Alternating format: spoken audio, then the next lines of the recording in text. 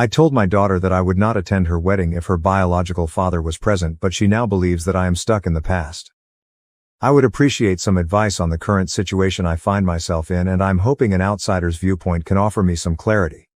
For some context, about 24 years ago I was sexually assaulted by a close friend of mine and got pregnant by the encounter. I was inconsolable for months after the event. To make matters worse, I found out I was pregnant at about 20 weeks, and where I lived at the time, it was illegal to get an abortion after the first trimester. My husband had really been my rock and my support during that time, and I do not know how I would have ended up if not for him. He said that I could put it up for adoption or I could keep the child and he would raise it like our other children. I decided to not give it up for adoption, but raising the kid was hard. I am half Polish and half German, and he is half German and half Russian.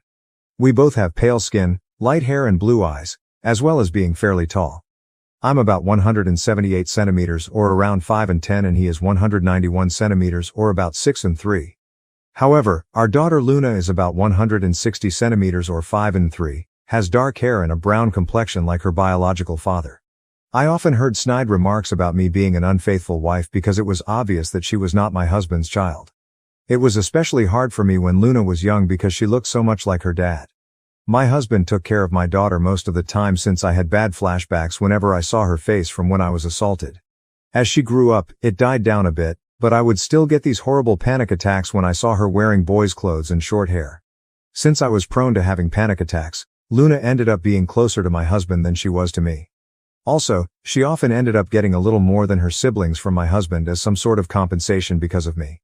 We never told her that she was the product of sexual assault because I was too ashamed, and my husband did not want her feeling different from her siblings. I often told her that me and her biological father got into an altercation and never spoke to one another ever again. About 2 years ago, she got one of those DNA test items and found out she had a relative in the system. Said relative got Luna in touch with her bio dad and they started talking despite my protests. He apparently wanted to speak to me about something he wanted to tell me, so Luna attempted to persuade me to speak with him. I made her aware that me and her father shouldn't ever be in the same room together. Now, Luna is getting married to a lovely young man. Some of the COVID restrictions have been lifted, so she is able to have a decent-sized wedding.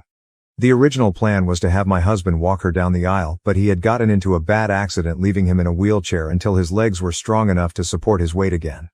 However, this is not her idea of a picture-perfect wedding day, so she invited her biological father to have the honor of being the bride's father. Her wedding invitation not only invited my rapist, but she totally disrespected the man who raised her. Although I or a bridesmaid could have pushed him down the aisle, she thinks it would not fit the vibe of the wedding. My husband looked so shocked and upset that she would even think of this, but I was furious. I have a visceral hate for that man, and I let her know that I would not be anywhere near him. She told me that this is what she wants and there's no changing her mind, so I told her I will not be attending if he's there. She got upset and told me that I shouldn't hang on to the past, but I laid it out to her that she doesn't know what happened between me and her biological father, so she shouldn't stick her nose where it doesn't belong. Though I feel terrible about what I said and how I said it, and I can't be blamed for her being born or not knowing what happened since I never told her, I still feel as though my wishes should be respected if I say I don't want to be in the same room as someone. I'm now okay with her contacting her father. I just do not want anything to do with him. Also, it's rude to replace your father with another man who you've barely known for 2 years because of something he couldn't control. Can anyone offer me a perspective that I'm not catching? Has anyone ever dealt with this, and if so, how? Second post. Deleted by the subs mods but recovered. Before I get started on the update, I have a few things I want to address. A lot of people have questioned me on why I did not tell my daughter that she was a product of sexual assault. The only answer is that I was ashamed of myself. For some context, before I got married to my husband, I actually was very close friends with my attacker. We grew up together in a small community and our families were close. Our parents even wanted us to get together. He was always interested in me, but I didn't give him a chance until university. I broke it off with him and started dating my husband, but I never cut him off because we were very close. He invited me over to drink. This was normal for us, and when I started getting a bit tipsy, he or it PD'd me. I was very traumatized by the situation and tried to get him jailed, but I couldn't. He had a very good reputation, so everyone believed him. Even my own mother, when he said I willingly came over and did it with him. I eventually stopped pursuing because of the social pressure, which only got worse when I found out I was pregnant. I eventually left that place with my husband and kids to live somewhere else. After I gave birth, my husband suggested therapy, but I was scared of being judged again, so I decided to bury it and try to forget about it. I just realize now that it was the worst way to go about this, but it's the only way I knew how to honestly. On to the update. After reading all the advice I'd gotten, I decided that I should stop running away and tell her everything. I called her to come over and she did. I first apologized for yelling at her for her suggestion because in her mind, it was an innocent suggestion. I told her that I wasn't angry at her, but how fast she was willing to replace her father because he was in a wheelchair, and that anger was compounded because she brought up her genetic father. I apologize again for acting childish and not like an adult. She asked me why I am so against her genetic father being in the same vicinity as I am, and I just told her everything from our initial friendship to her forced conception. She didn't believe me, like some Redditors predicted, but I can get a copy of the records of the court case and offer them to her if she needs a look. She looked stunned, like she wanted to believe me but couldn't. I apologized for keeping all this from her because I didn't know how to bring it up. She told me she didn't believe me and would confirm with her genetic father, so I told her to take the time she needed to process all this. Later that day, she came again, crying and apologizing for not believing me. I held her and cried and apologized too. It was kind of therapeutic. We had a long chat and I did feel closer to her. When we were done, she said she wanted to take me out to a surprise to help me feel better in a couple of days, which I happily agreed to. I went to see her yesterday in this little restaurant with a patio that had a private pay-for-use area for a maximum of 4 people, due to COVID. As she ran up to me and gave me a hug, she led me to the patio, where her biological father stood. She told me he was here to apologize and start my healing journey. I just wanted to leave, but he grabbed my hand and all those memories I tried to repress just came back out. I started having a panic attack and lost balance, to which he tried to help me keep my balance, which worsened everything. I honestly don't remember how I left, but I ended up in my car just sobbing. I called my elder son to pick me up because I was not fit to drive at that moment. Today, my daughter called me upset that I ruined her surprise, but I was extremely upset with her. I asked her why she did that when she knew everything that happened between me and him, and she tried to use the excuse of my healing journey, but I wasn't having it. She admitted that she wanted me to get used to him because he's going to be walking her down the aisle along with my husband and doing the daddy-daughter dance.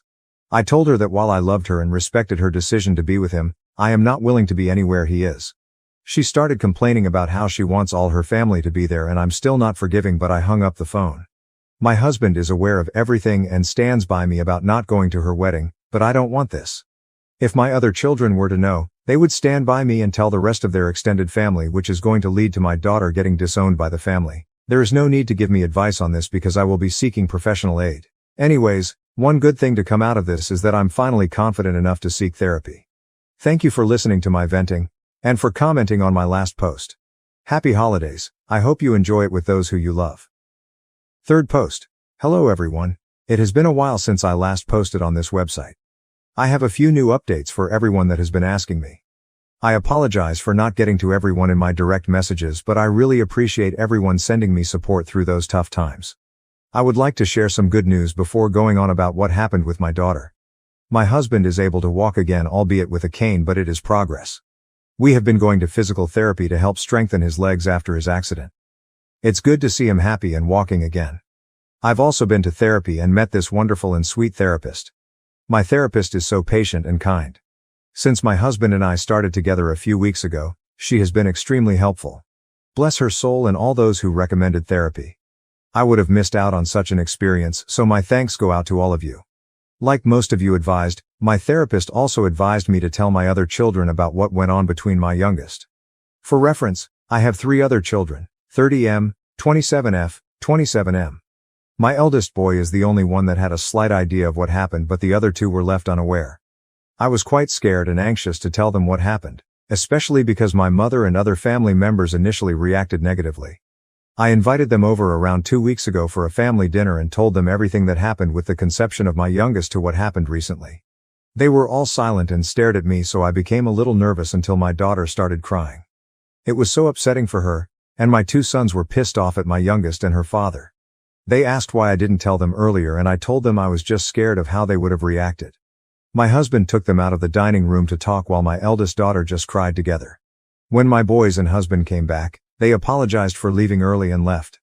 My eldest daughter wanted to spend the night with me, but early in the morning, she left with her brothers to do whatever. I didn't hear anything from them until last Wednesday. I was on Facebook when I saw my elder daughter's post calling out my younger daughter for not only ignoring the man who raised her but siding with her mother's pissed and re-traumatize her. My boys made similar posts as well, dragging her name through the mud. I had so many direct messages, but I didn't want anything to do with them, so I deleted the app off my phone. Since I don't like people knowing about my personal life, I asked my kids to take down the post. They said they did, but I haven't re-downloaded the app to find out. My youngest husband came to my house with his mother to apologize. He told me he broke off the engagement because he couldn't be with someone who treated their parents like that. His mother let me know how disgusted she was with my daughter's actions, and someone like that would never be a part of her family. I was honestly stunned by all the support I have received. It's one thing to receive support online, but receiving support in real life was surreal for me. I am a bit disappointed because I wanted my daughter's former fiancé to join the family, as he is a lovely and sweet boy, but he has boundaries in a relationship that my daughter unfortunately crossed. As for my youngest, she is furious with me. She sent me a nasty voicemail saying that I ruined her life.